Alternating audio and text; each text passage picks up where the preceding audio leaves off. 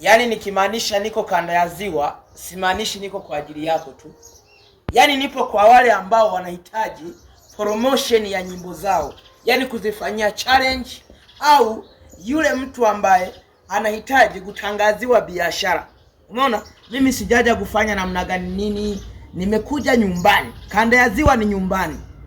Tukizungumzia nyumbani, lazima nipapromote, lazima nipatangaze. Yaani Mwanza ni nyumbani, Geita ni nyumbani, Kahama ni nyumbani, Kigoma ni nyumbani, Bukoba ni nyumbani. Yaani Kagera kiujumla ni nyumbani, Kahama ni nyumbani.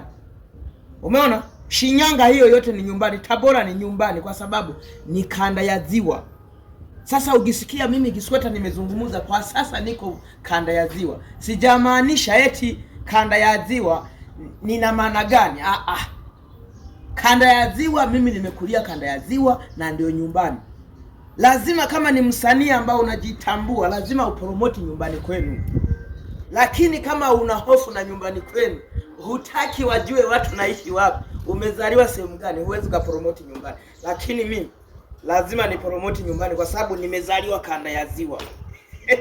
Hasa unajikuta lingine eti likisha kuwa li superstar, likisha julikana kwa watu, halitaki kupromote nyumbani kwako. Wewe waonyeshe nyumbani wajue. Sasa mimi siwezi nikaficha nyumbani, siwezi nikaficha uhalisia wangu. Wewe kikubwa zaidi kama unataka nikupromote tie na nili biashara zako, unahitaji nikupromoshie na nili nini manyimbo yako, labda kwa sababu hayataki kutoka, ni cheki kwa 06 79 83 4601. Ni mzee wa dada deki.